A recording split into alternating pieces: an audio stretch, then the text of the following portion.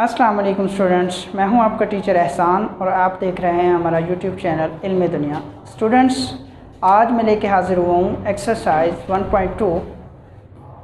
Student, exercise start करने से पहले नए आने वाले तमाम साथियों को खुशामदीद कहते हैं। आप लोग हमारा चैनल सब्सक्राइब करें ताकि आपको नई आने वाली वीडियोस का नोटिफिकेशन बर वक्त मिलता रहे। बेल आइकॉन प्रेस करेंगे तब जाके आपको नोटिफिकेशन मिलेगा। स्टूडेंट्स, आज हम बात करेंगे क्वेश्चंस को क्वाड्रेटिक फार्मूला के ज़रिए कैसे सॉल्व किया जाता है। स्टूडेंट्स, फार्मूला के ज़रिए सॉल्व करने से पहले हमें पता होना चाहिए कि फार्मूला आता कहाँ से है। हमने स्टैंडर्ड फॉर्म या जनरल फॉर्म के बारे में पढ़ा था। ax² plus bx plus c equal to 0 होता है। स्टूडेंट्स, इसी के साथ इसी को लेके चलेंगे और इसी की मदद से हम फार्मूला बनाएंगे और फिर उस फार्मूले को फर्दर प्रोसीड करेंगे अपने अपने क्वेश्चंस में। फ़र्स्ट ऑफ़ ऑल हम बात कर लेते हैं फार्मूले की कि फार्मूला कैसे बनेगा। ax² plus bx plus c equal to 0। अगर इस पे हम कंप्लीटिंग स्क्वायर अप्लाई करें, जैसा कि हमने लास्ट लेक्चर 1.1 क्वेश्चन नंबर 3 में भी किया था, अगर इस क्वेश्चन पे हम अप्लाई करें कंप्लीटिंग स्क्वायर तो हमारे पास देखते हैं क्या रिज़ल्ट बनता है। तो हम अपने स्टेप्स को फॉलो करेंगे। फर्स्ट ऑफ ऑल हमें कांस्टेंट वैल्यू को बराबर की दूसरी साइड पे लेके जाना पड़ता है। ax² plus bx plus c, plus का c है दूसरी साइड पे जाएगा, माइनस का c हो जाएगा। इसके बाद मैंने आपको बताया था x² वाली वैल्यू के साथ जो भी कोएफिशिएंट होगा उसे तमाम वैल्यूज़ के साथ आपने डिवाइड करना है। तो ये हो जाएगा हमारे पास ax² plus bx equal to minus c divided by a divided by a and divided by a। तो स्टूडेंट्स, a से कैंसिल आउट हो जाएगा, बाकी हमारे पास आएगा x² plus bx by a equal to minus c by a। Formula apply करते हैं। फर्स्ट वैल्यू का स्क्वायर प्लस 2 फार्मूले का into first value x, second value हमारे पास b बाय a बनेगी। तो b बाय a, और मैंने आपको बताया था नीचे वाली वैल्यू के साथ हमें 2 को मल्टीप्लाई करना होता है और फिर इसी का हमें स्क्वायर ऐड करना पड़ता है। प्लस b बाय 2a का square equal to minus c by a। Square को यहाँ पे ऐड किया, दूसरी साइड पे भी ऐड करना पड़ेगा b बाय 2a का स्क्वायर। और हमें अपनी इक्वेशन को बैलेंस रखने के लिए ये काम करना पड़ता है। अब अगर हम देखें तो हमारे पास जो फार्मूला बन रहा है वो है a² plus 2ab plus b²। तो स्टूडेंट्स, ये बराबर होता है a प्लस b का होल स्क्वायर के। स्टूडेंट्स, अगर इस फॉर्मूले को देखा जाए a² प्लस 2 फार्मूले का first value a, second value b plus second value का स्क्वायर, तो इसको हम इकट्ठा कर सकते हैं a प्लस b इसका होल स्क्वायर। दैट मीन हमारे पास यहाँ पे x है और यहाँ पे हमारे पास क्या है, b बाय 2a। तो हमारे पास बनेगा x plus b by 2a का होल स्क्वायर और हमारे पास बराबर में है minus c by a plus इसका स्क्वायर ओपन करेंगे b² divided by 4a²। Student, इसी को आगे प्रोसीड करेंगे तो हमारे पास है x plus b by 2a का होल स्क्वायर। इन दोनों का एलसीएम लेंगे। एलसीएम लेने से देखते हैं क्या बनता है। हमारे पास एलसीएम आ जाएगा 4a² minus c by a multiply by 4a²। ये हमारा रफ वर्क है, ये हम पहले भी कर चुके हैं।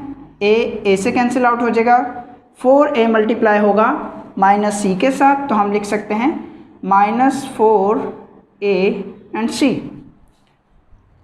उसके बाद है हमारे पास second value b² bye 4a²। इसको मल्टीप्लाई किया जाएगा अपने एलसीएम के साथ, 4a²। 4a² से कैंसिल आउट हो गया, हमारे पास बचेगा प्लस b²। नेक्स्ट स्टेप है x plus b by 2a का होल स्क्वायर इक्वल टू, इसको अरेंज करेंगे तो आ जाएगा हमारे पास b² minus 4ac divided by 4a²। Students square root लेंगे बोथ साइड, तो हमारे पास बनेगा स्क्वायर रूट से ये वाला स्क्वायर कैंसिल, बाकी आएगा x plus b by 2a equal to, गौर करें b² माइनस 4ac का स्क्वायर हम नहीं ले सकते क्योंकि वो कंप्लीट स्क्वायर नहीं बन रहा, स्क्वायर रूट उसका नहीं ले पाएंगे, लिहाजा वो सेम चलेगा, डिवाइडेड बाय 4a का स्क्वायर रूट हमारे पास बन जाएगा 2a। एक चीज़ जहन में रखें कि ऊपर वाले का स्क्वायर नहीं बन रहा, और जब ऊपर वाले का स्क्वायर नहीं बन रहा तो उसको एज इट इज़ लेके चल रहे हैं, जबकि हम 4a² का स्क्वायर रूट लेंगे तो हमारे पास बनेगा 2a। x ये b/2a हमारे पास इस तरफ प्लस हो रहा है, दूसरी साइड पे जाएगा तो माइनस हो जाएगा, माइनस b/2a। यहाँ पे प्लस माइनस भी लगाएंगे, plus minus b² minus 4ac divided by 2a। अब हमारे पास स्टूडेंट्स यहाँ पे दो वैल्यूज़ हैं, इन दोनों का एलसीएम लें, x equal to minus b/2a plus minus 2a, इनका लेंगे एलसीएम, तो हमारे पास 2a से कैंसिल आउट हो जाएगा, हमारे पास बचेगा minus b plus minus b² minus 4ac। Students गौर करें, अगर आपको याद हो तो मैंने आपको बताया था कि हमारे पास क्वाड्रेटिक इक्वेशन को सॉल्व करने के 3 तरीके होते हैं। पहला तरीका हमने पढ़ा था फैक्टराइजेशन, दूसरा तरीका जो हमने पढ़ा था वो था कंप्लीटिंग स्क्वायर, और जो तीसरा तरीका है वो है हमारे पास बाय फार्मूला। स्टूडेंट्स ये प्रूफ आपको आपकी बुक में भी मिल जाएगा, और अगर आप चाहें तो यहाँ से भी नोट कर सकते हैं। जी तो स्टूडेंट अब हम बात करने लगे हैं क्वेश्चन नंबर 1 पार्ट नंबर 1 की।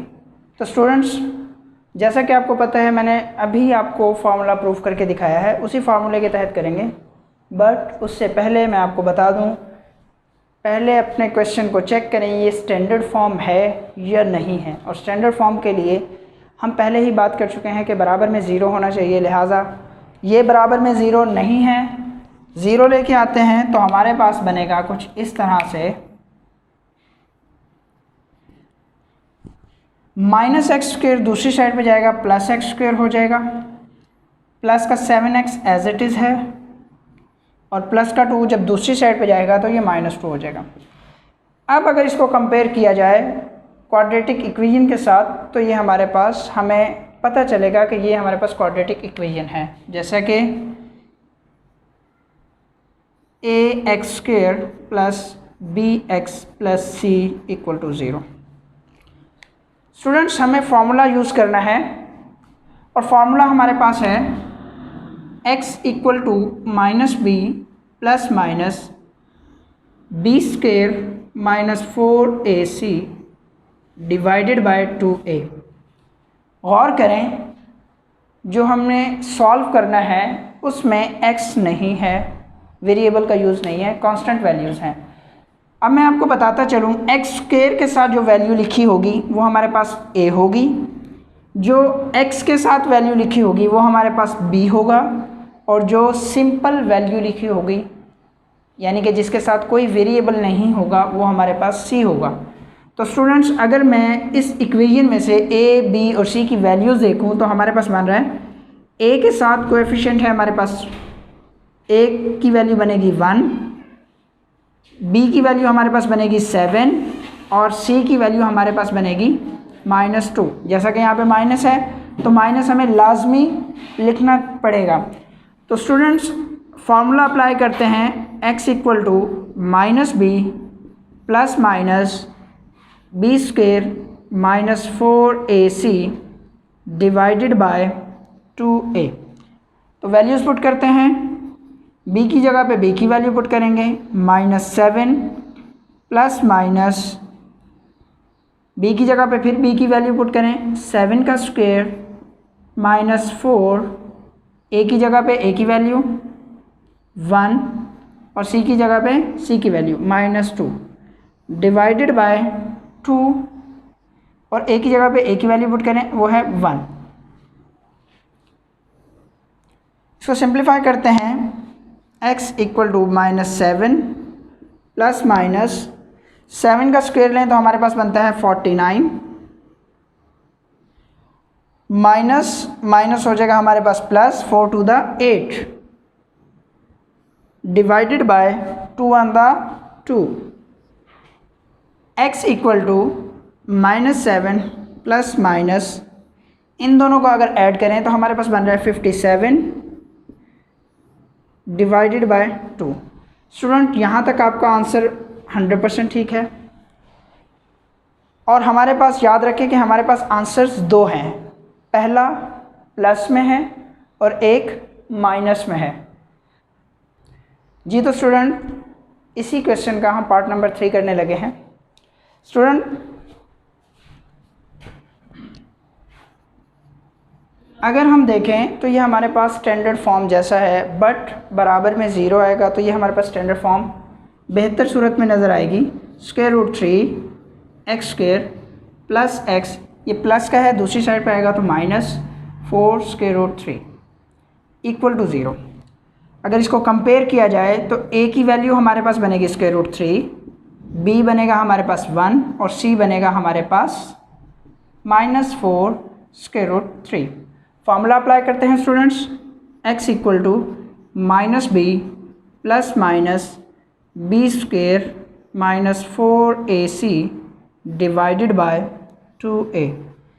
वैल्यूज़ पुट करते हैं, x इक्वल टू b की जगह पे b की वैल्यू पुट करेंगे -1 प्लस माइनस b की जगह पे फिर से b की वैल्यू 1 का स्क्वायर -4, a की जगह पे a की वैल्यू प्लेस करेंगे √3 और c की जगह पे c की वैल्यू -4 √3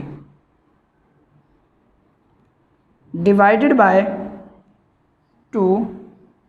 a की जगह पे a की वैल्यू वो है हमारे पास √3।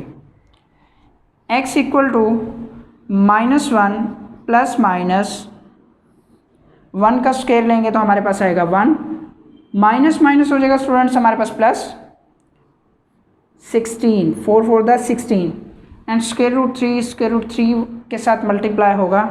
याद रखें स्टूडेंट अगर सेम पावर हो तभी इन्हें हम मल्टीप्लाई कर सकते हैं, अदरवाइज़ इन्हें मल्टीप्लाई नहीं किया जा सकता। तो ये आ जाएगा हमारे पास √9, इसका भी स्क्वायर रूट है, इसका भी स्क्वायर रूट है, इसलिए इन दोनों को मल्टीप्लाई किया जा सकता है। ये आ जाएगा हमारे पास 9 divided by 2 √3। Students x equal to -1 as it is plus minus 1 भी एज इट इज़ चल रहा है अंदर वाला। और अब गौर करें 9 का स्क्वायर रूट हमारे पास होता है 3, तो ये आ जाएगा +16 × 3। अगर हम 9 का स्क्वायर रूट लें तो हमारे पास 3 बनेगा। इसके बाद है divided by 2a। x equal to -1 plus minus 1 as it is, 16 को मल्टीप्लाई करेंगे 3 के साथ तो हमारे पास आ जाएगा 48 डिवाइडेड बाय स्टूडेंट यहाँ पे आएगा √3। x equal to -1 plus minus इन दोनों को ऐड कर लिया जाए तो हमारे पास आएगा 49 डिवाइडेड बाय, स्टूडेंट्स यहाँ पे 2√3 हमने छोड़ दिया था। इसके बाद है x equal to -1 plus minus 49 divided by 2√3। 49 का स्क्वायर रूट लेंगे तो हमारे पास आ जाएगा x equal to -1 plus minus 7 divided by 2√3। अब इसको एक बार प्लस में सॉल्व कर लें और एक बार माइनस में सॉल्व कर लें। अगर इसको प्लस में सॉल्व किया जाएगा तो हमारे पास आएगा x equal to -1 plus 7 divided by 2√3। So x equal to, इन दोनों को अगर इकट्ठा किया जाए तो हमारे पास बनेगा 6 डिवाइडेड बाय 2√3, 2 3 द 6। So x equal to 3 divided by √3। Student आप इसे यहाँ भी छोड़ सकते हैं, अदरवाइज़ अगर इसको फर्दर प्रोसीड किया जाए तो ये हमारे पास इस तरह से बनेगा। मैं रफ वर्क में आपको करके दिखा रहा हूँ। 3 डिवाइडेड बाय √3, ऊपर वाले 3 की पावर है हमारे पास 1, नीचे वाले 3 की पावर है हमारे पास 1/2। तो 3 की पावर 1, ये नीचे वाली पावर जब ऊपर जाएगी तो हमारे पास हो जाएगा -1/2। प्लस का 1/2 था इसकी पावर, ऊपर जाएगा तो -1/2 हो जाएगा। और 3 एज इट इज़, इन दोनों का अगर एलसीएम लिया जाए 2 एलसीएम आएगा तो यहाँ पे आ जाएगा 2 × 2 एंड -1। सो 3 की पावर 1/2 और 3 की पावर 1/2 को हम √3 भी लिख सकते हैं। लिहाजा जहन में रखें कि कुछ अगर आप यहाँ पे इस क्वेश्चन को छोड़ देते हैं और इसको अपना आंसर मेंशन कर देते हैं तो आपका एग्ज़ामिनर आपका क्वेश्चन गलत नहीं कर सकता। आप चाहें तो ये वाला कर लें और चाहे तो यहाँ पे छोड़ दें। लिहाजा अगर हम इसको पूरा करें, मैंने आपको करके दिखा दिया है, तो हम इसका डायरेक्टली आंसर √3 भी लिख सकते हैं। एक आंसर स्टूडेंट हमारे पास ये वाला है। दूसरा आंसर अगर हम देखें तो x इक्वल टू, अगर इसको माइनस में सॉल्व किया जाए तो हमारे पास बनेगा -1 -7 divided by 2√3। So x equal to minus minus हो जाएगा प्लस, साइन बड़ी वैल्यू का यूज़ करेंगे हम, 8 एंड डिवाइडेड बाय 2√3, 2 4 द 8। So finally -4 by √3। तो इस तरह से हमारे पास जो सॉल्यूशन सेट बनेगा वो हमारे पास बनेगा √3 एंड -4 बाय √3। स्टूडेंट्स ये हमारे पास आज का लेक्चर कंप्लीट हुआ जाता है। स्टूडेंट्स एक चीज़ ध्यान में रखें, अगर आपके पास आपकी इक्वेशन में स्क्वायर आता है तो याद रखें आपके पास बड़ी पावर अगर स्क्वायर है तो आपके पास आपके आंसर्स भी 2 होंगे।